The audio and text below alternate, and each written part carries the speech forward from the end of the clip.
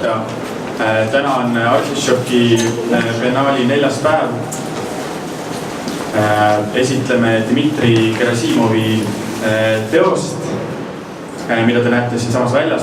Tööl pole pealkirja, need 2 sellist kostüümi. Dmitri on fotograaf, kes tegutseb peamiselt Eestis, Venemaal, pildistab subkultuure, sellist noortekultuuri. Minu silmis on ta üsna selline ainulaadne moefotograaf, kes tõesti tajub sellist hästi, ma arvan, sellist tänapäeva noorte mingist esteetilist võib-olla vaimsust ja selliseid nähtusi enne, kui nad on kuskile laia maailma lennanud, et see visuaalne keel on Tiimol tõesti väga ainulaadne ja omapärane. Nendele jälle, kes siin varem ei ole käinud, ma tutvustan lühidalt selle Artišoki formaati. Iga päev me lisame näitusele ühe teose, selle töö taustal me räägime mõnikord kunstnikuga, teinekord avame mingit teemat laiemalt ja täna on siis ka selline teema arutelu Tiima töö taustal. Näitus, jah, nagu ma ütlesin, on see 4. töö ja iga selle töö kohta on siis kirjutatud ka 9 teksti erinevate autorite poolt. Need tekstid on üleval eksponeeritud seal rõdul ja nendel aknalaudadel ja nendel pinkidel on ka, neid saab kaasa võtta sealt. Soovitan kõikidele kindlasti üles minna neid tekste ka seal nii-öelda vaatama, et kui see on alt vaatate, see perspektiiv võib-olla seda ülevalt avaneb teostele teisiti, kui seda alt samuti selle ruumile ja nii-öelda see, ma arvan, see kogemus on nii-öelda teistsugune. Tänasest vestlusest siis nii palju, et räägime, või ma palusin 2 inimest seda vestlust nii-öelda läbi viima. Esimesena istub Aleksandr Rostov, kes on üks Artišokiga kirjutaja. Ta on Rühvitse Tsaum kunstiline juht ja ise ka maailmakunstnik. Ja temaga vestleb siis Aleksandr Tšapov, kes on kultuuriajakirjanik, ta on Müürilehe kultuuritoimetaja. Ja ma palusin, maitsin võib-olla mingi suuna, millest rääkima, mis mulle endale tundub nagu kuidagi, mis Tiima töö taustal joonistab välja ja mis on võib-olla huvitav, et võib-olla siis selline, kuidas subkultuursed nähtused ja rahvuslus üldse tänapäeval, kas nad kohtuvad, kas nad ei kohtu. Need on 2 sellist teoorias võib-olla üksteisele sageli vastanduvat nähtust. Aga minu enda sellis nad tänapäeval ka päris palju põrkuvad ja nii-öelda arenevad dialoogselt. Ja ma annan selle sõna siis teile.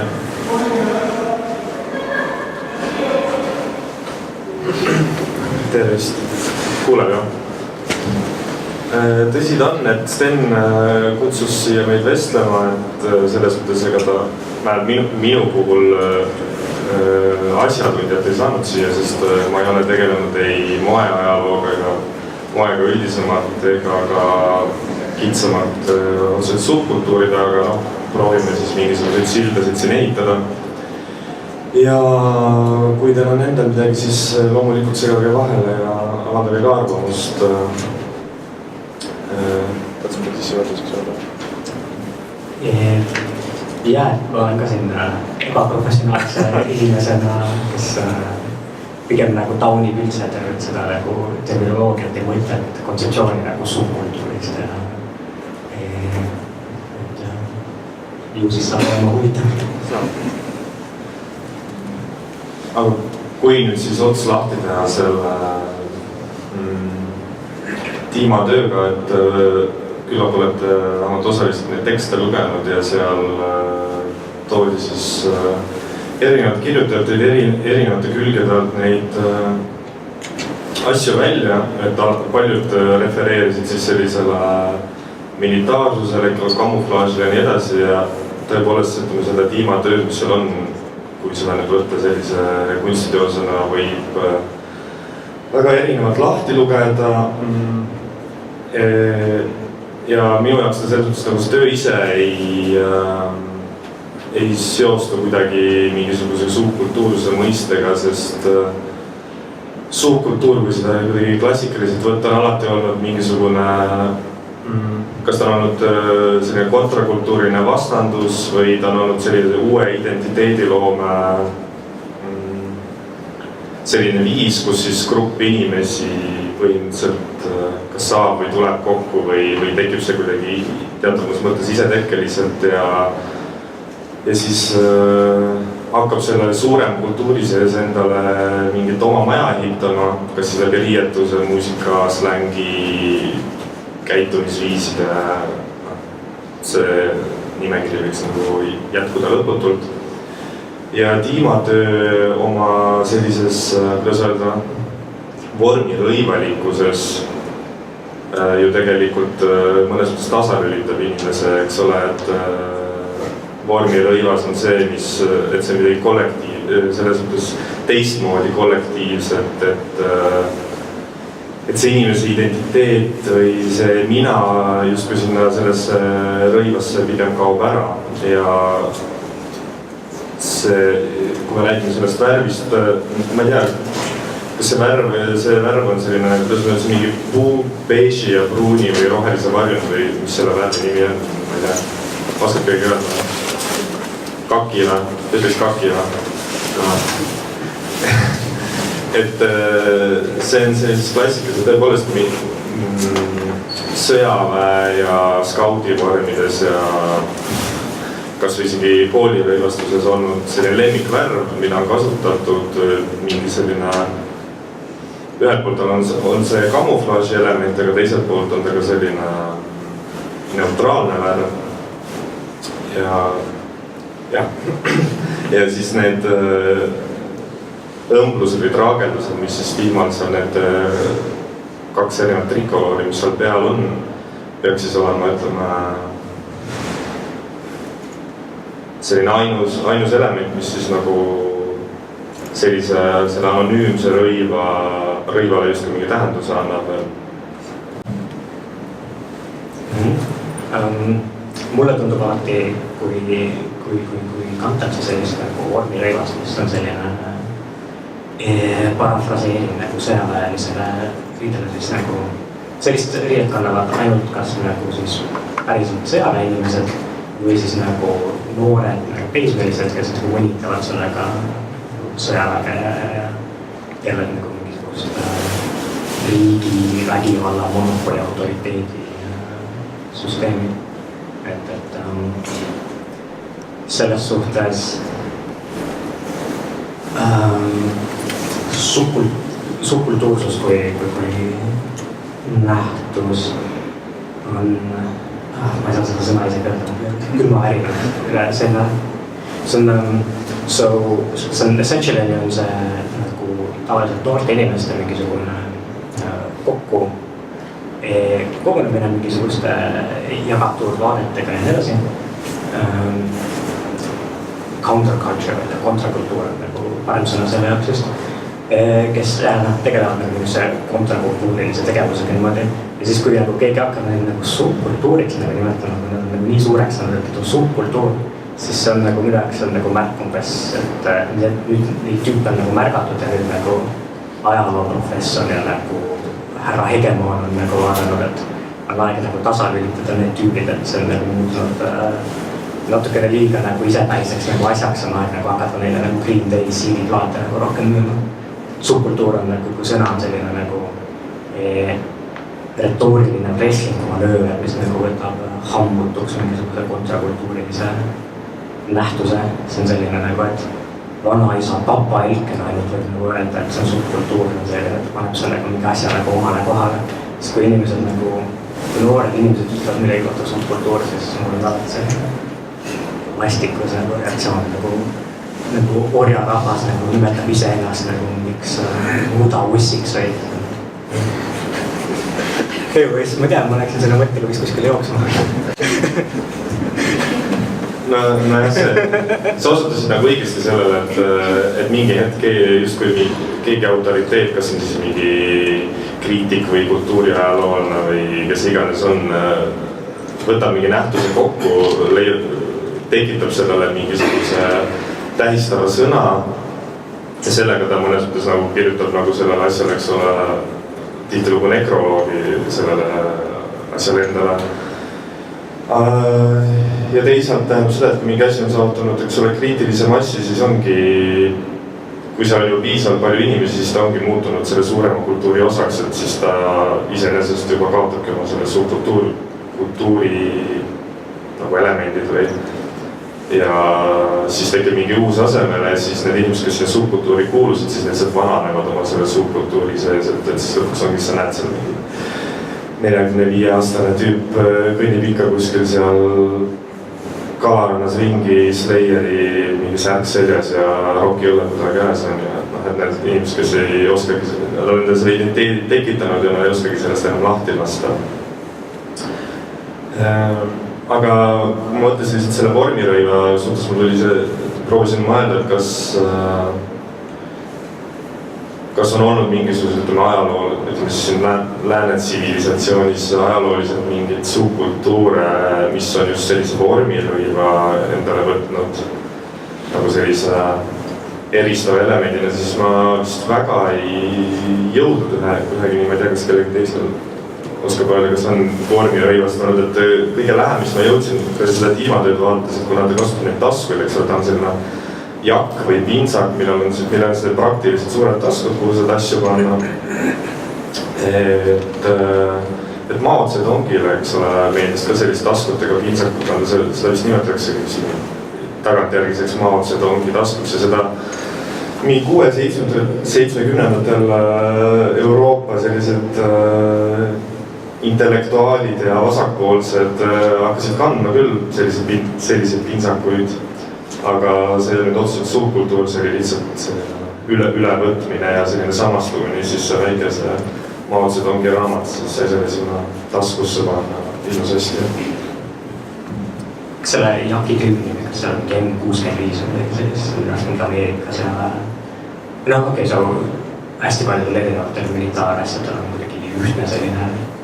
Tundub, et terve inimkond otsustas 20. sajandi jooksul, et millegi pärast sõjaväärivas peab umbes selline välja nägema. Taskud on praktilised. Aga selles suhtes millest meil on enam-vähem kõik subkultuurid peale kootade kasutanud sarnast asja. Mingid punkarid on nagu võtnud seda sõjaväärvärki ja siis seda nagu üles punkinud, mingid eliitid ja mingid subversive graffiti värki sinna peale joonistanud ja Ameerika mingid sõjavastased tüübid. Ja nii edasi, ma kujutan ette demod ka kindlasti kandsid, seda tundus lahe, vanaisa kunagi endist. Aga selles suhtes mulle enne südamele kripetama see 45-aastane Slayeri mees. Mulle tundub, et 45-aastane Slayeri mees on tegelikult see tüüp, kes on nagu võitnud. Sellepärast, et nad nagu said sellega hakkama, et see ei ole subkultuur. Subkultuur on nagu umbes see, millega siin nagu ühiskonnas natukene nagu eemaldatakse või pannakse sind oma nagu liivakasti mängima nagu teiste nagu lastega, nii. Aga 45-aastane Slayeri mees, ma ei tea, võib-olla ma lihtsalt kuidagi nagu sümpaatsed vennad mulle, aga mulle tundub, et need tüübid said kuidagi hakkama, nad said sellest nagu liivakastist välja ja nad said nagu mainstreamiks. Nad ei ole nagu osa nagu subkultuuriks, nad on osa nagu kultuurist. Slayeri särk on selline tavaline nagu nähtud. Tundub, et neil on nagu mingisugune roll ja nagu osa, mida nad saavad ühiskonnas nagu tähendab, ei, ma just tegin endale retoorilise apsaga mitte rolli. Neid ei ole pandud mingit rolli mängima, vaid nad saavad veel normaalsel tasandil nagu ühiskonnad nagu kaasa rääkida. Võid nagu kanda nagu kodus Slayeri särki ja siis nagu olla nagu for whatever reason Reformierakonna nagu poliitika pidada.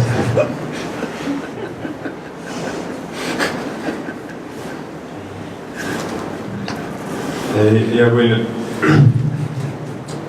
loomulikult see selles mõttes, et tiimatöö on igasuguste tähendustega paksult laetud, et olenevalt igaühe taustast võib siin ükskõik mida, aga paljusid asju, eks ole, sisse lugeda. Aga kui nagu rääkida selles mingist, võib-olla siis vähem subkultuuri, aga sellisest moe seisukohast, siis et ma ei tea, kas Tiima ise nõustub sellega, aga kas see see töö, ma sain aru, et see kangas, millest see töö on valminud, on selline mingi originaalkangas Venemaalt, eks ole, millest nagu omal ajal ka neid vormi ja rõivastusi tehti, eks ole. Et aga mõtlengi, et kas et praegu on viimastel aastatel see on nagu selline post-soviet selline look või see mingi selline post-soviet stiil ju laiemalt ju, eks ole, moe ja trendimaailmas ju levima hakanud läbi siis erinevate kas moeloojate, kes on kuskile Pariisi moemaja mingi juhtivateks disaineriteks saanud või siis mingid Venemaa enda disainerid, kes siis on kasutanud sellist seganud umbes koolivormi mingi Adidasega ja nii edasi, et kas see on nagu otseselt küsimus, et kas sa arvad, et sinu töö ka kuidagi paigutub sinna? Ja bussuri läheb alla ka praegu. Ei no ta läheb sellest, kõik nad lähevad alla üks hetk. Ei ole vist seal. Et ta selles mõttes ta ei refereeri kuidagi nagu sellele... Otseselt moega mitte. Sellisele sovieti, ütleme siis sellise vormilõiva tunnuste võtmine, selle asetamine nagu tänapäeva. Moega ei ole seotud, aga... Et see on seotud selle materjali enesega? Pigem, jah. Ei, sa lasid sellega Venemaa lõmmet, eks ole? Kohaliku õmbleja poolt. Jah. Aga lõike tegid ise või see oli võetud kuskilt? See on M65. Just püksid, aga püksid ei ole püksid andis. No ma sain aru, et püksid tulid lühikesed, või pidanud lühikesed tulema, sest kangast ei olnud piisavalt, eks ole. Et siis tuli teha need sellised pikad lühikesed püksid. Aga ma ei tea, Sten, sa tule ka siia ettepoole, kuna sina selle teema välja käisid, et küsimus selle subkultuuride kohta, et me nagu seda teemat liiga laiali ei tõmba, et kas siin nagu selles kontekstis huvitas ka rääkida, ütleme, Eesti mõistes sellisest lähiajaloo, kuna teemaks on meil selline rahvuslus ja mood, et ütleme, et selline Eesti näitel siis ütleme mingisugused moeerisused viimasel 25 aastal, ma ei teaks, kas siis Eestis nagu kuidagi rahvuspõhiselt või mis põhiselt? Ma olen täpselt küsimusest aru. Et kas rääkida nagu erinevatest, et ütleme mingitest moe viistest riides käia nagu Eestis, kui me räägime nagu erinevatest kogukondadest ka? No sellised, ma võib-olla kommenteerin üldse, mis te rääkinud olete, ega jõudnud nii palju ma siin olin. Ma näen, Rostov, et sul on selle subkultuuri mõiste probleem. Jah, ma saan aru, mida sa ilmselt mõtled. Sa viitad ilmselt subkultuuri mõistele, mis on selles tavaasutuses tänaval levib. Et mina oma peas mõtlesin subkultuuri mõistet, mis on jah sellisel teoreetilisel tasandil, kus kultuuriõpikutes levib subkultuuri mõiste, mis ei viita just, see ei pea olema noortekultuur. Tegelikult ta ongi kontrakultuuriline nähtus, mis vastandub võib-olla sellisele kultuurile, millest ta tekib. No et lihtsalt mina näen, et võib-olla selline tänava subkultuuri mõiste on natuke erinev kui selline teoreetiline subkultuuri mõiste. Ma saan aru, mida sa selle mõtled ja subkultuuri nimi või selline nimetus on võib-olla kaotanud tõesti oma selle tähenduse, aga... Mu häda on see, et ma usun sõna maagiasse ja kui sa ütled millegi kohta suub, siis see juba nagu paneb seda alla. No see subkultuur on see, mis sa ise tõid kontrakultuur, et need kasutavad see sünonüümsena, et subkultuur ongi kontrakultuurine liikumine.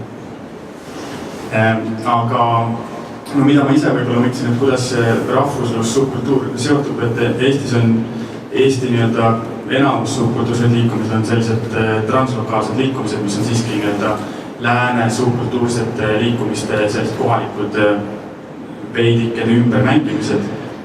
Aga võib-olla, kui mõelda siis, kuidas subkultuuri rakendada sellise rahvusdiskursuses, siis ma arvan, parim meelde on sellest kindlasti, kuidas punk on pandud sinna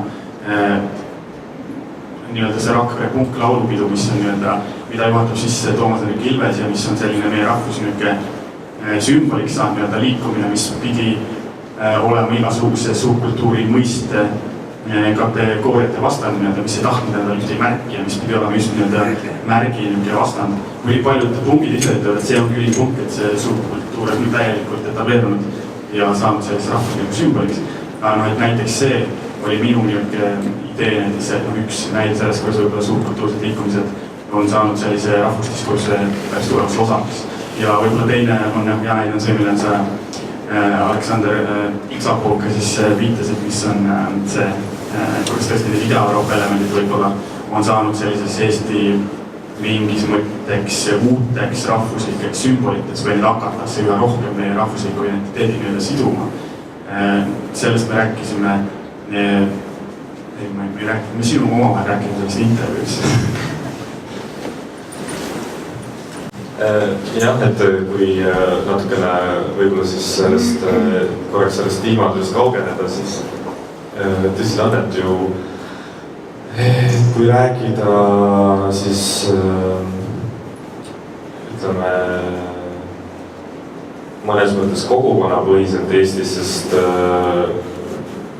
Eestis siiamaani ju tegelikult eesti venelased ja siis nii-öelda eestlased vähemalt Tallinnas ja paljudes teisteski kohtades elavad teatud mõttes nagu paralleelelusid ja see kajastub kindlasti ka rõivastuses.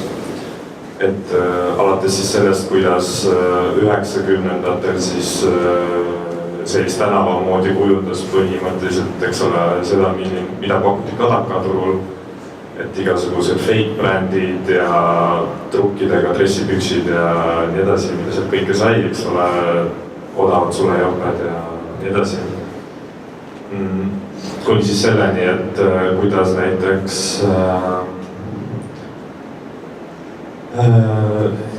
kuna ma räägin ka selles mõttes kogemuse põhiselt, kuna ma olen ise eesti-vene perest ja ma olen üles kasvanud Männikul, mis oli selline ka eestlased ja venelased olid pooleks. Ja siis ma ise alati 90-ndal hullult vastandusin sellele vene stiilile. Et see tundus mulle hullult jälk. Et selline dress, king ja dressipüks ala, eks ole, et see tundus mulle selline, tundus trash, eks ole. Et siis püüdsid sellele vastanduda, siis püüdes siis kanda nagu läänelikumaid riideid, on ju.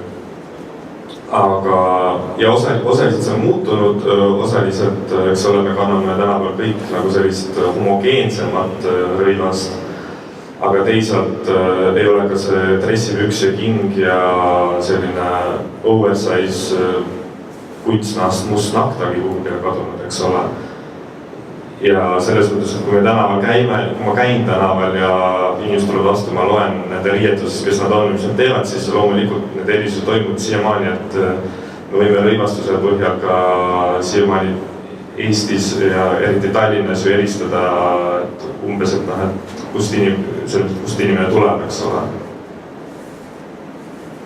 Et selline mõttekäik lihtsalt teile sellega nõustuma. See käivita minu peas praegu ühtegi mõtet, ma pean mikrofoni edasi andma. See on jah, selle mõttes vaieldav, kas saab enam hinnata või mitte, Ma tahan öelda lihtsalt, et on nagu selles mõttes on mingisugused nagu moemärgid olemas, mis nagu eristavad. Kui me räägime sellist nagu tõesti nii-öelda mingist kõrgmoemärkidest, mis hakkavad nii-öelda hinna mõttes eristama. Aga kui me räägime võib-olla toodetest, mille brändi sai tunne ära, et siis ma ei tea. Ma räägin nagu stilistilistest elementidest. Stilistilistest, okei. Ja see on huvitav jah, selles mõttes, et ma olen kirjutanud kunagi sellest hipsterkultuurist. Ja hipsterkultuur on minu selliselt segab ära mõistmaks selle eristuse, mida sa just tood, et tänapäeval päris raske, et eristada ilmselt ära, kuhu need kuulud või mitte.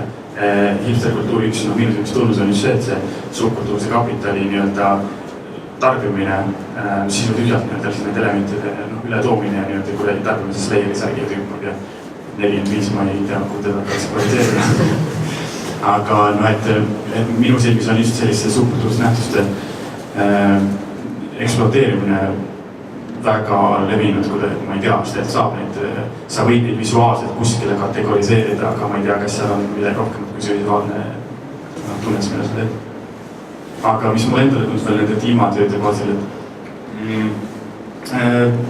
minu silmis nad peegeldavad sellist kui sa rääkisid sellest Eesti-Vene nii-öelda suhtest ja Eesti-venelane ja vene-eestlane ja mis kõik need on. Gustav ka mu tekstis on need kõigest väljast, et see on hästi palju Eesti-venelane või vene-eesti nii-öelda näiteid. Aga siis ma arvan, et see tiimatööd peegeldavad sellist identiteedi skisofreenilist olukorda, et me oleme justkui selline neoliberaalne lääs ja samas me oleme niisugune cool Ida-Euroopa, et noh, see on niisugune lõhestunud identiteet minu sellist kuidagi. No selles mõttes, et ma ei tea neid inimesi, kes saavad, me oleme cool Ida-Euroopa, need loeme 2 käe sõrmedel üles, me tahame olema ikka mingi kuradi mõttetult iga mingi Nordic Country on ju. Et selles mõttes see, et praegu mingid noored moeloojad teevad mingid Davai-särke ja mingid kirjutavad urood särgi peale, see on nagu huumor selles mõttes. Et noh, et seda sa võid jätkski Sveta-Paaris kanda, eks ole, aga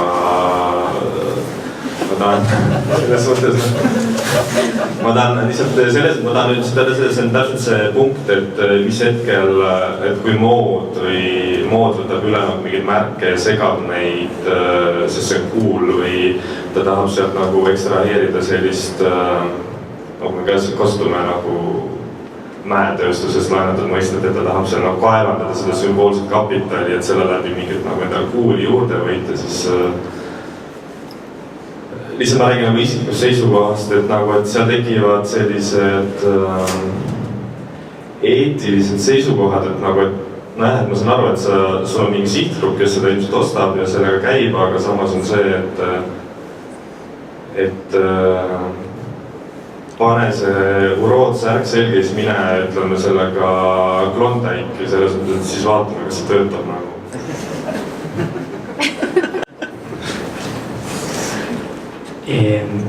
Võib-olla nagu eemale minna natukene mingist professionaalsest moe loomist, siis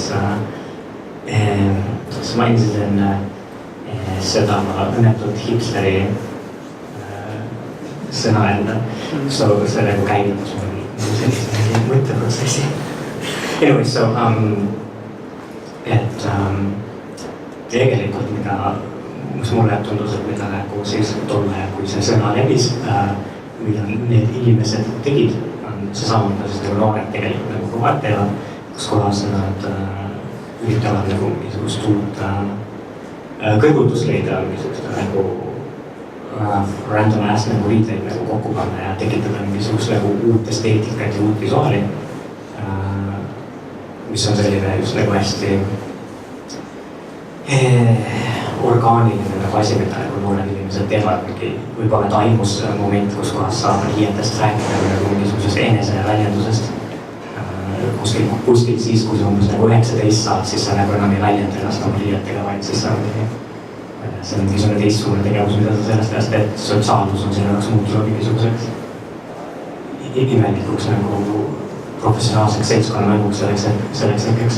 Kui sa oled nagu 15 ja nagu leiad oma mingisugune vana isa nagu kvaliteet kuskil ja nagu paned nagu jalga endale, siis sa tegeled mingisuguse originaalse nagu loomingu protsessiga põhimõtteliselt ja leiutad uut visuaali. Essentially need on need tüübid, kes siis nagu hiljem nagu vaesekesed vendadatakse mingisuguseks subkultuurseks nähtuseks, kui mingisugune piisavalt suur hunnik neid tüüpe teevad piisavalt sarnast asja. Mis jutu jätkuks, et mul ei olnud siin eesmärk nagu selles nagu moelooid maha teha, aga ma lihtsalt mõtlen, et tänapäeval see subkultuuri mõiste, et kuna see maailm on nii virtualiseerunud ja ma tean,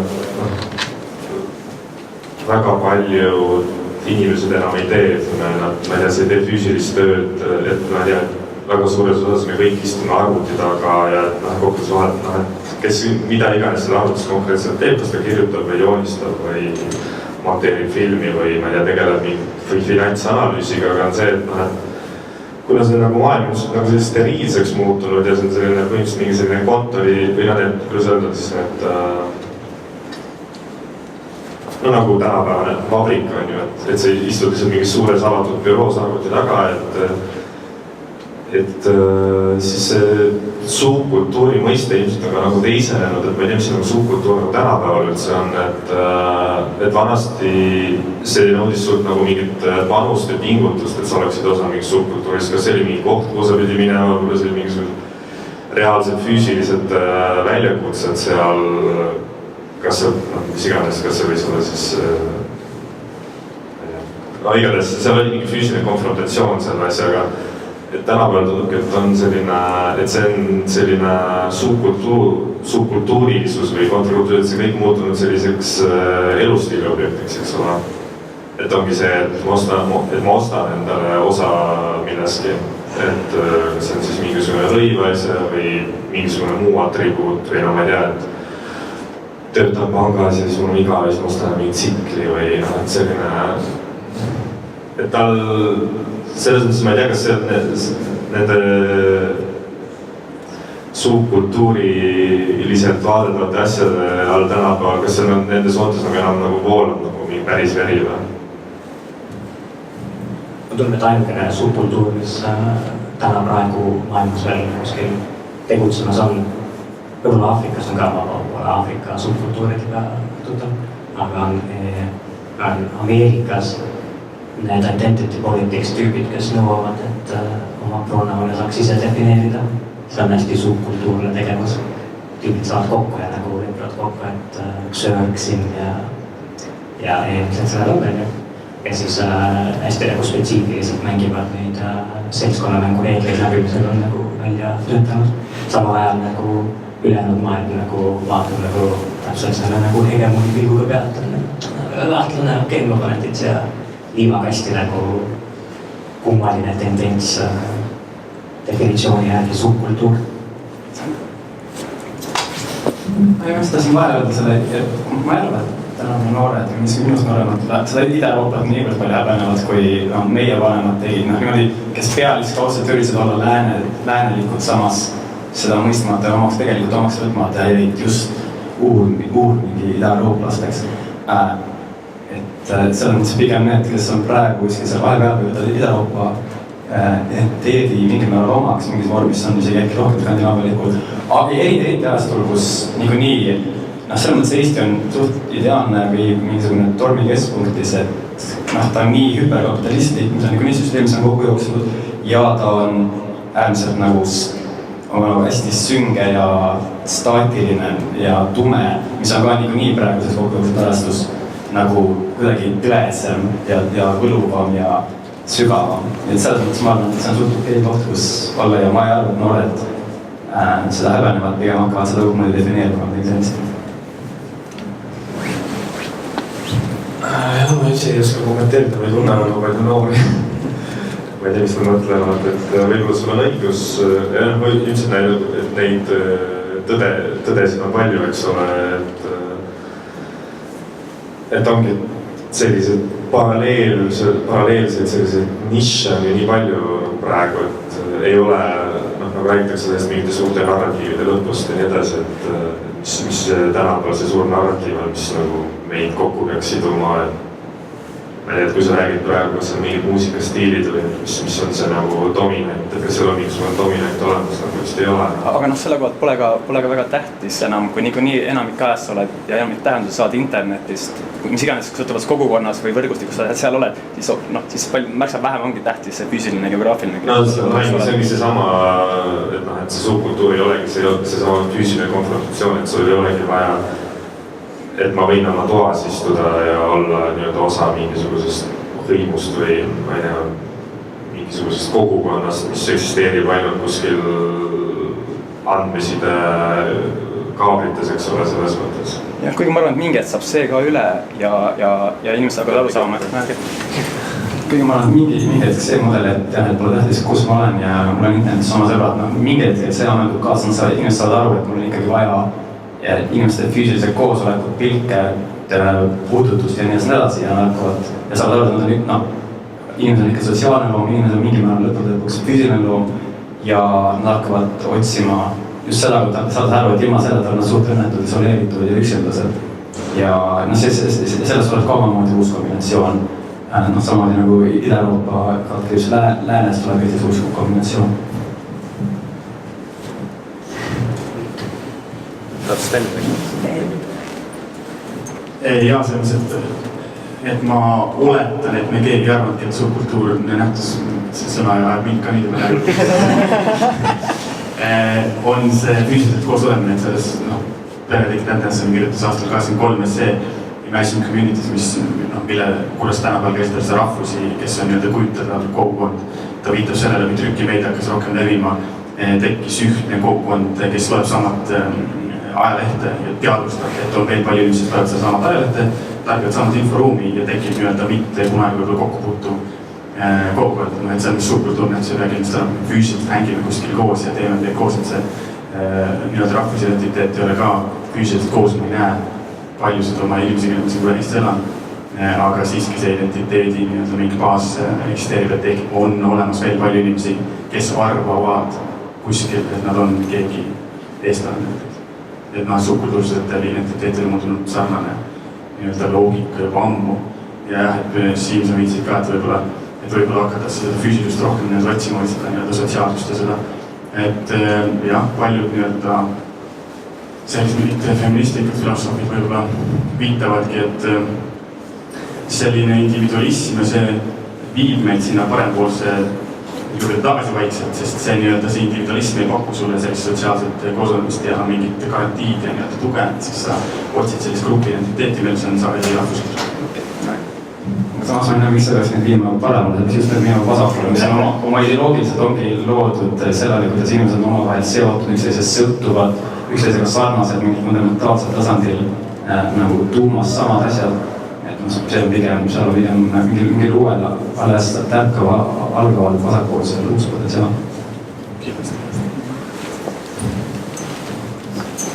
Selles mõttes nagu jõuame ka ringiga selle tiimatöö juurde tagasi, mis on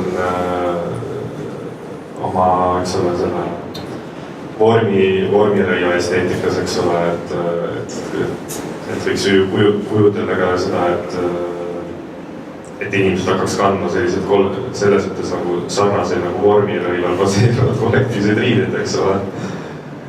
Tulevikus, kus siis nagu see ainus erisus, ütleme, või see märk, mis see nagu erisuse märk on, siis see mingisugune traagendus või ma ei tea. See ongi militaarvorm, kus sul on nimi siis või mingi auvast.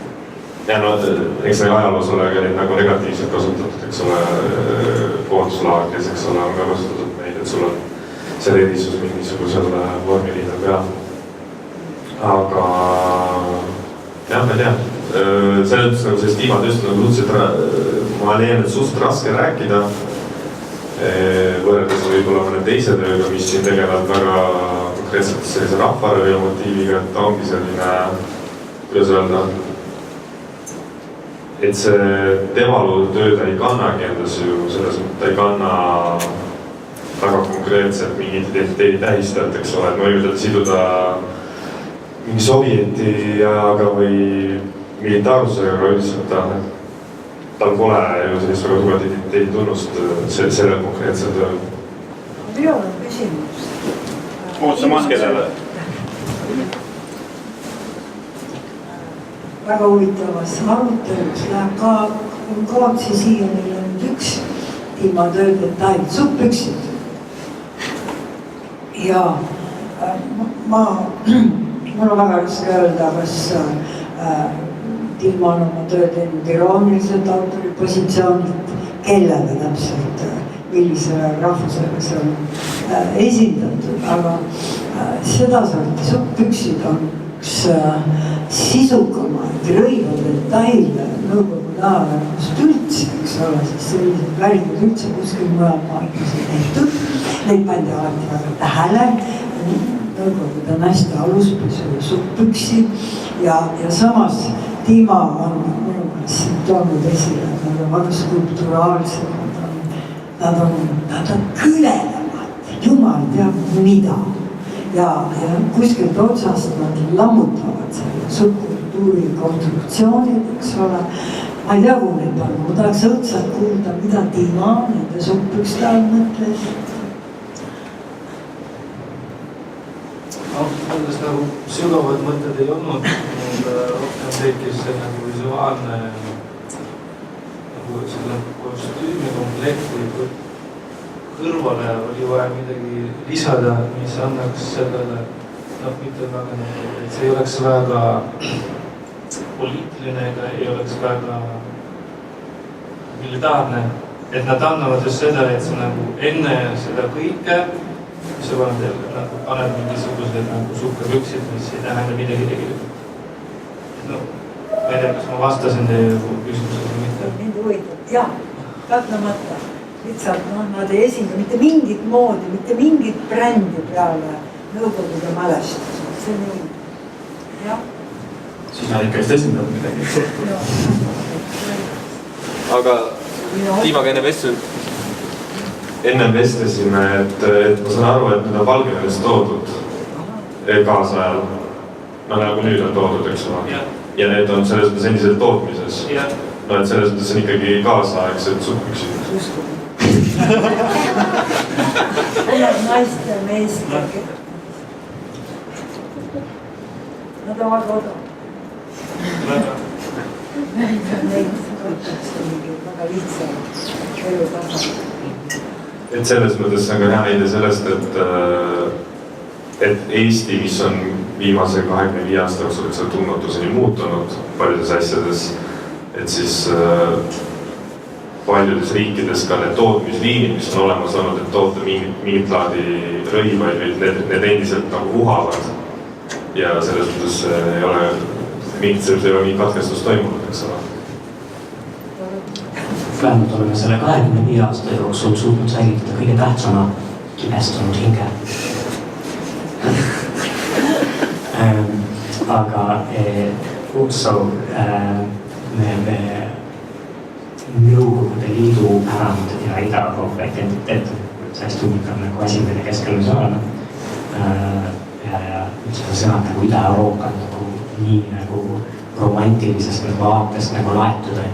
Vaatad nagu taeva poole ja näed, kuidas nagu punane päike loojub ja tunned, kuidas sa oled Ida-Euroopana.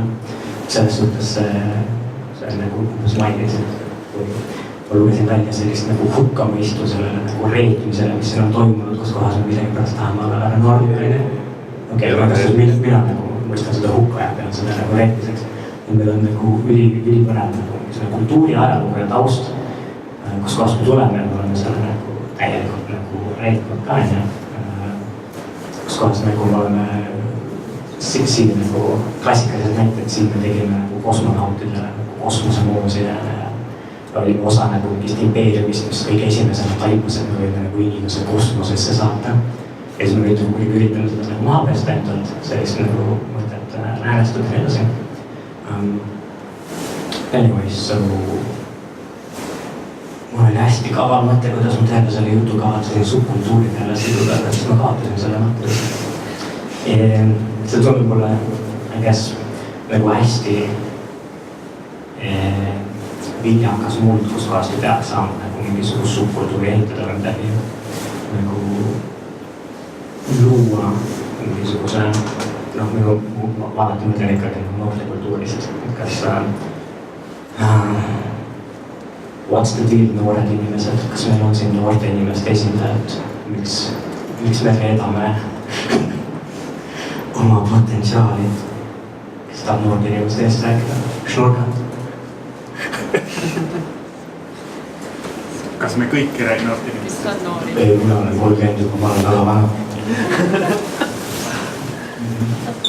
Ja see jah, kuidas sa noorsed ka on tulnud. Mina ise näen, et meil enam üsna noor seltskond nii-öelda. Aga see on vist tead, enamus jutt oli tõesti, et kuidas Ida-Euroopa on nii-öelda selles populaarkultuuris või sellises nii-öelda jah, võib-olla populaarkultuuri nähtustes, aga tegelikult see päris nii ei ole ja arvustab, et me tegelikult ei ole millestki ka, ma arvan, midagi reitud, et selles mõttes sellises teoreetilises diskursuses ja nii-öelda akadeemias on nagu antropoloogias, filosoofias, kultuuriuurimus, seal on ikka Ida-Euroopa ka väga populaarne temaatika ka Eestis nii-öelda ja ka ajaloo ja mälu perspektiivist nii-öelda ajaloo filosoofia, ajaloo teooria sellised valdkonnad tegelevad selle nõukogude perioodiga päris jõudsalt, et kas seal on see oluline teema nii-öelda, et see ei ole ainult populaarne kuskil tänaval ja nii-öelda sellises esteetilises keskkonnas? sul akadeemiline on selline Ivory Tower nagu teema on ju, seal mingid tüübid kirjutavad. Akadeemiline on selline Ivory Tower teema, mingid tüübid kirjutavad nagu hästi tagajärjetu kusagile nagu inimkonna ajaloo dokumentides ja mingisugune märkus, et keegi kuskil mõtles ka selle peale, et kui sa tuleb tänaval vaatad, siis nagu ainus asi, mis on nagu mingi talibas, et sa saad sääni peale koppi kirjutada või midagi, ma olen paar korda näinud keegi kannab kuskil. Aga nagu üldiselt nagu mingi kõik need asjad, mis meil on, veenmajad ja või lilled ronnivad kuskile mingi täiesti nagu võta ja tee sellega midagi nagu huvitavat. Aga nagu ei näe kuskil ainult koppi taimatakse kirjutada. Aga see on hea näide sellest, kuidas ma olen, kui keskealised või veidi vanemad on väga tõrjuvad Nõukogude arhitektuuri suhtes, tahavad seda hoonet laamata, seda hoonet laamata, neil on mingisugune isiklik emotsionaalne trauma sellega seotud või mida iganes, siis noored, veidi tundlikumad kunstilises ilmused tihti nimetavad Linnahalli või Rahvusraamatukogu oma lemmikhooneteks, arhitektuurideks, teosteks üldse Eestis. Kas mul teine kõik ka?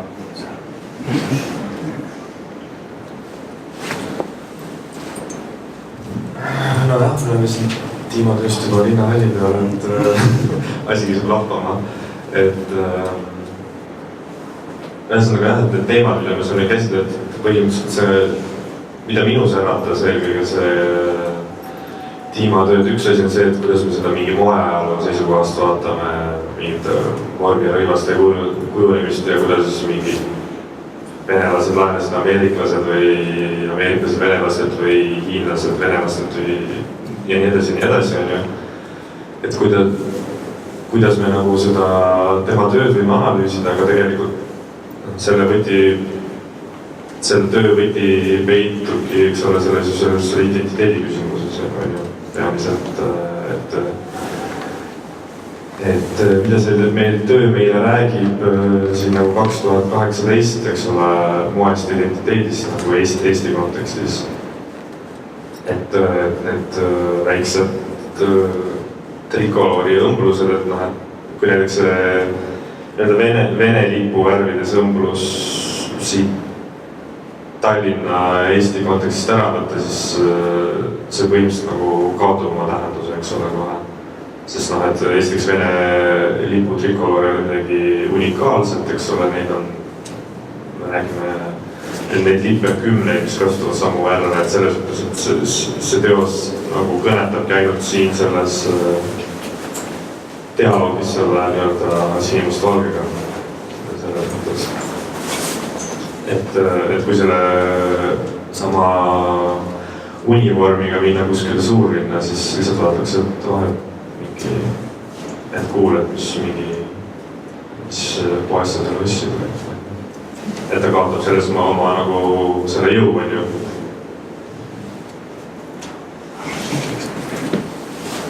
See on teine point, mille selle Linnahalli ja Nõukogude on keegi jutu seda, et minu kaartis selline salajane Dublini teevad, et lihtsalt mingi väike ETV3 mingi YouTube'i kanal, kus seda arukad noored saaksid vaadata mingeid nõukogudeaegseid kas sarju või filme või veidraid telesaateid ja aga vaataks tänapäeva kriitilise idealistliku, mis iganes raamistikuga nagu vaataks, et mis on selles ilusad, mis on selles huvitavad, kus me pärineme, mis on nagu eriti arvates vanem põlvkond, noh, me oleme selles suhteliselt olukorras, kus vanem põlvkond, kes elas nõukogude ajal, ei taha sellest üldse nagu ausalt, siiralt, kriitiliselt rääkida või noh, niimoodi nüansseeritud.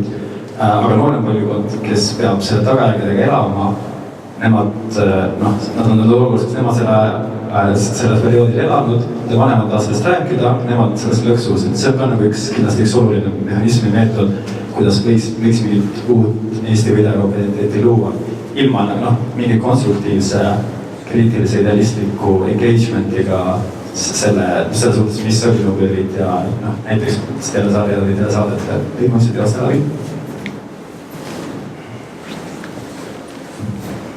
Jah, ma olen selles mõttes Siimuga nõus, et kogu see küsimus on selles suht vaka alla lükatud pikaajaliselt.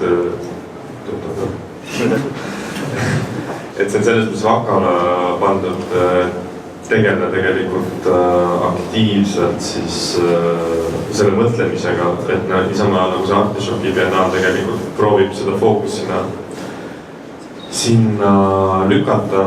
et aktiivselt siis läbi siis kaasaegsete kirjutajate ja kunstnike tekitada seda mingisugust ühist dialoogi, et arutada neid identiteeti ja moodi ja nii edasi, laiemalt kultuuri puutuvaid küsimusi. Et Eestis on nagu selles nagu väga suur lükk ilmselt just selle,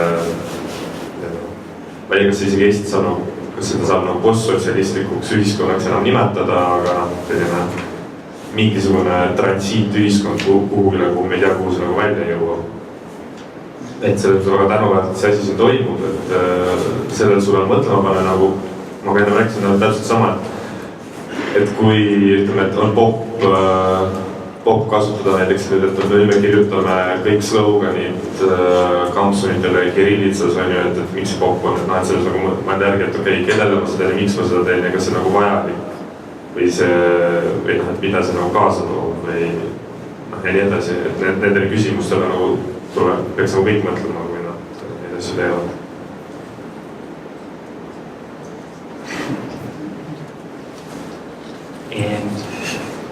No, mul tuli vahepeal üks selline naljakas loll mõte, et peaks hakkama rikkaid inimesi subkultuuriks kutsuma.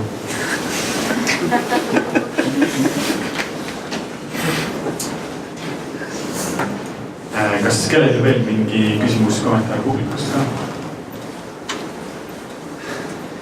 Aga aitäh teile, Aleksandri, 2 korda. Ma võib-olla ütlen omalt poolt selle, et näitus jätkub jah, et tõesti iga päev me vaatame natuke erinevat teemat ja mingit erinevast perspektiivist rahvust ja identiteeti ja moodi. Homme on juba laivi teosesitlus ja toimub siis Margit Lõhmuse ja laivi vaheline siis arutelu. Ja aitäh teile.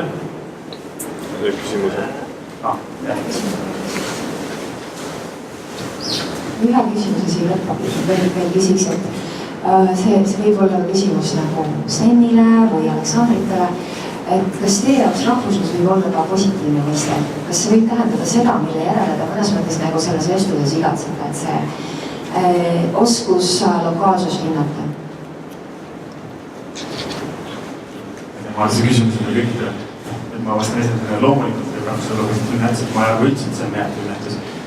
Ma arvan, et negatiivne nähtus on defineerida rahvust kuidagi kindlapiiriliselt, selgepiiriliselt ja fikseeritult ja et see on kuidagi determineerib mingid kindlad omadused, tunnused, et sedasi ma võib-olla rahvuse suhtes kriitiline, pigem siis sedasi, kuidas seda esitletakse, mitte mis ta oma olemuselt on, mis ta oma olemuselt keeruline nii-öelda nähtus. Et jah, loomulikult on seal palju positiivseid aspekte.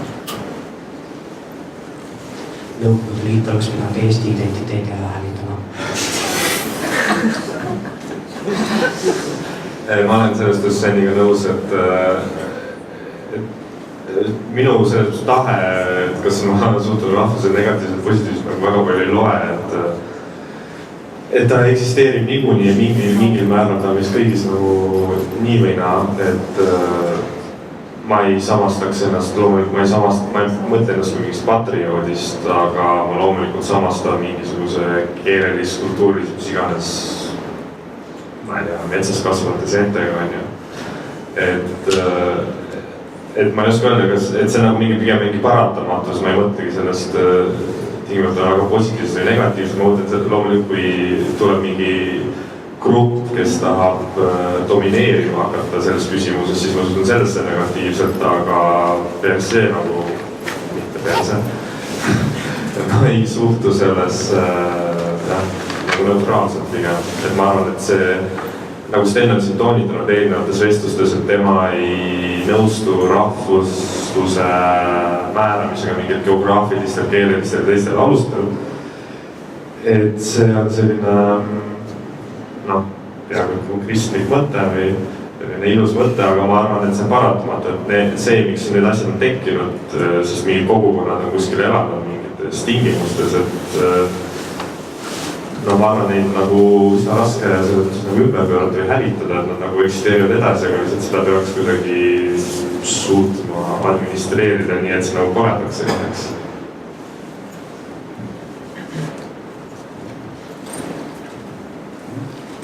Ma arvan, me selle lõpetame või keegi tahab veel midagi lisada. Aga siis veel kord aitäh!